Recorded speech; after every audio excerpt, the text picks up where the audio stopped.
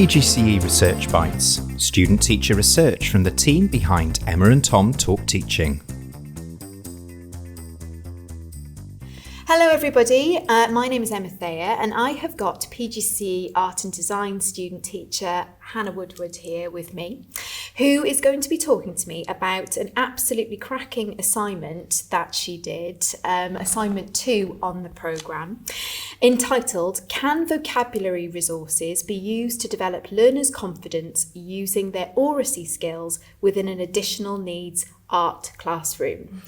And before we get under the skin of that, first of all, welcome to you, Hannah. And the thing I want to ask you first is, because that's such there's a lot going on in that question.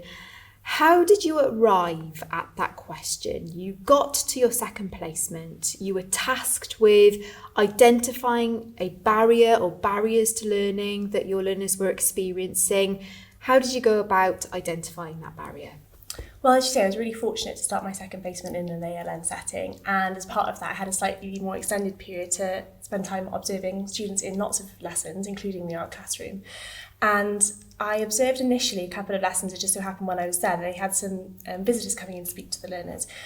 And these visitors were asking questions and responses in terms of what they were, they think they were a charity coming in to talk about what they were doing, and the learners were struggling, I could tell, to respond, and they were nervous to respond. They were reticent. They were clearly engaging. They were listening, but there was a kind of a quiet over the classroom quite consistently. So I wondered why that was, and I reflected on that, and I thought perhaps it's because there's an unfamiliar speaker. Perhaps it's they're struggling to engage with someone unfamiliar. So I continued my observations, and I realised that actually this was a theme that was continuous throughout different subjects across the school. So that led me then to choose that was something I was going to unpick. Okay. And also, as part of this assignment, although you are tasked with designing a sort of research-informed intervention that's going to benefit your whole class, you're asked to look at a sample of learners and to really unpick and identify any barriers or challenges in learning with regard to your focus that you've clearly identified there, that they are experiencing. So how did you identify that sample, and what were their barriers to learning with regard to responding and their oracy skills? Well, the class sizes in my CP2 placement are about 12 learners. So I knew that if I was going to design an intervention, I wanted to have as little impact and disruption to normal everyday lessons as possible. The majority of learners in the class that I selected have autism, including the 3 of my sample learners, and one of those learners also has ADHD. So it was focusing on the idea that what barriers does having autism provide for learners who are trying to engage in conversation and oracy skills in the classroom.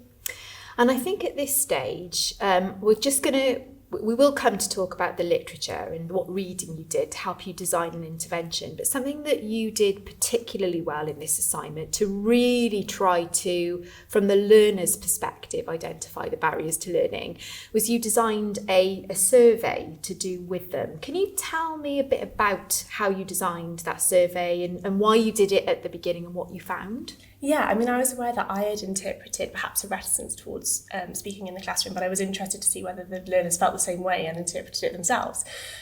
So I came up with a short survey so that they weren't overwhelmed, of about 5 or 6 questions, and I wanted to analyse how they felt speaking in certain contexts. So I kind of narrowed that down then to wanting to evaluate how they felt speaking to teachers, peers, and how they felt about using subject-specific vocabulary. So I asked the LSAs who I work with, who were fantastic, to support the learners in engaging with that questionnaire so that they could be supported in what I was asking them. And was there anything surprising that came out of that? Yeah, so I think it's important to note that these surveys have been completed by learners who, for the most part, are very keen to please. So I used the Likert scale. So I had 1 to 10. How confident do you feel on the scale? And one of the learners definitely I reinforced that it wasn't a test, that I wasn't testing them, but had circled 10. So very confident for everything. And I from my judgment, would question whether that was a genuine feeling or whether that was him trying to please me. And then the other 2 learners, they were actually interesting, completely contrasting. So one learner had mentioned that they were very confident speaking to peers, but not so much speaking to teachers, and the other one the complete opposite.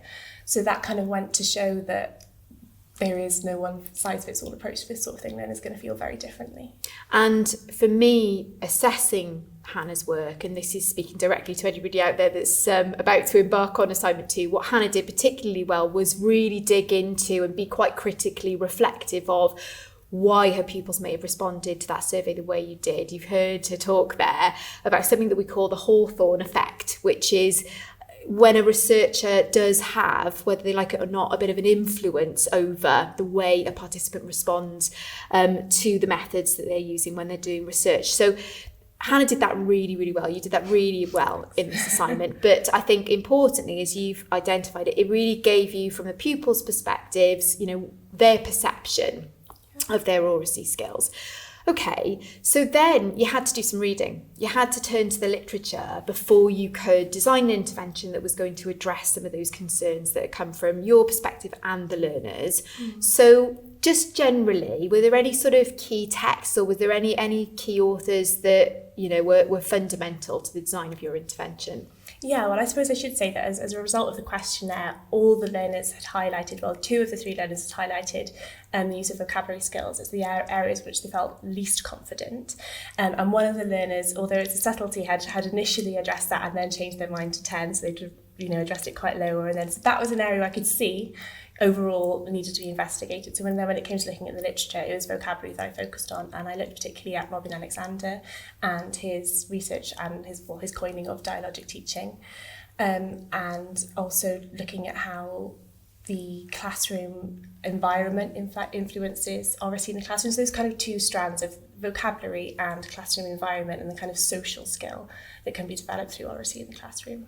And I know somebody else, just from memory now, that was quite prominent in your literature review was Alex Quigley, narrowing the vocabulary gap. Yes. So you read a load of that stuff, and again, another real plus and a real highlight for me of your assignment was how you were really digging into that literature and reflecting on it and what it meant to your learners in your context. So having looked at dialogic teaching, Alex Quigley's work and others, there were lots of texts that you'd considered. What intervention did you design, and why? Well, I decided to continue to focus on vocabulary, and obviously as part of the new curriculum, kind of access to, language is underpinning everything with the literary and numeracy framework and having that inclusion in there. So I wanted to make sure that was at the core of my resource that I created. So I created a vocabulary pyramid, which would be bespoke to each learner. So it was really important that I looked at the learners' reading ages, because in my sample, each learner had varying reading ages from 6 to 14. And then I created 3 vocabulary pyramids, which would suit each learner in kind of roughly a different category. The pyramid then would direct learners towards the trajectory of challenge. So they were colour-coded, so kind of support them with that. And then on the side of their vocabulary pyramid, there was an opportunity for learners to kind of tally or make points when they were able to use vocabulary from the pyramid.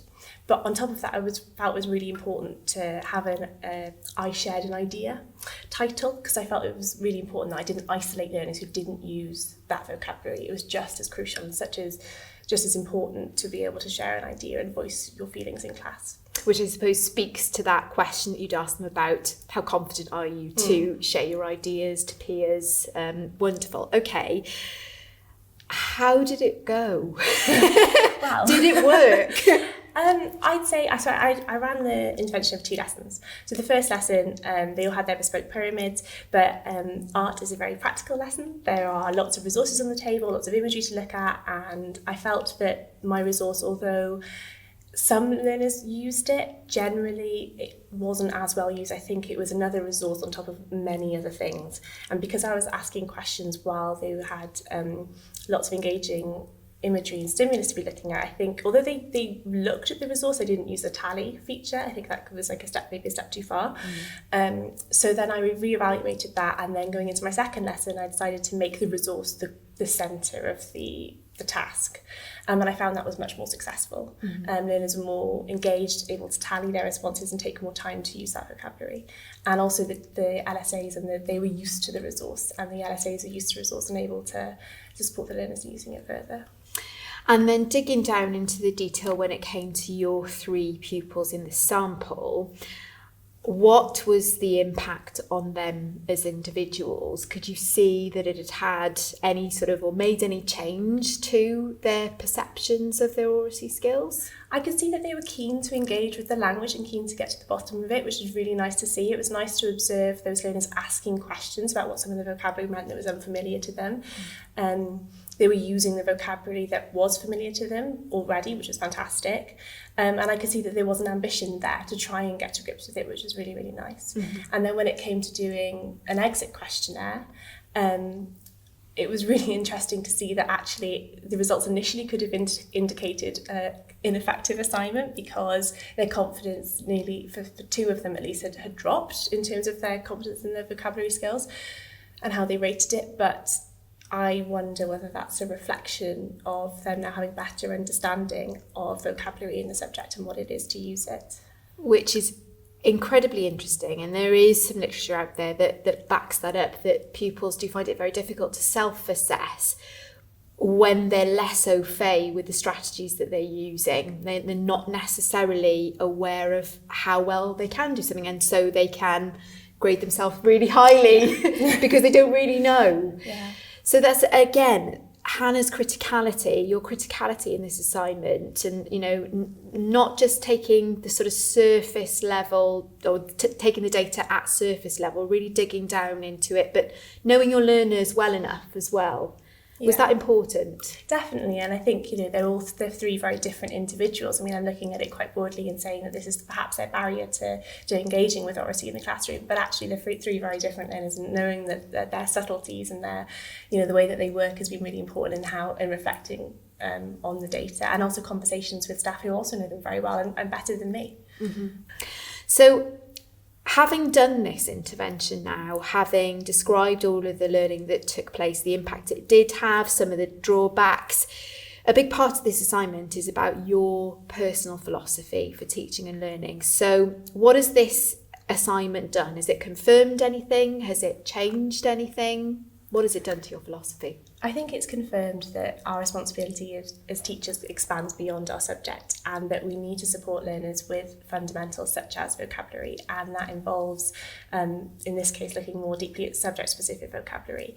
A lot of the authors and literature that I looked at highlighted how crucial, obviously, Oracy skills and vocabulary is in terms of out the world outside the school gates, the social skills that come with that are transferable throughout the school and, you know, in their life beyond the classroom, and, you know, encouraging them to become that lifelong learner.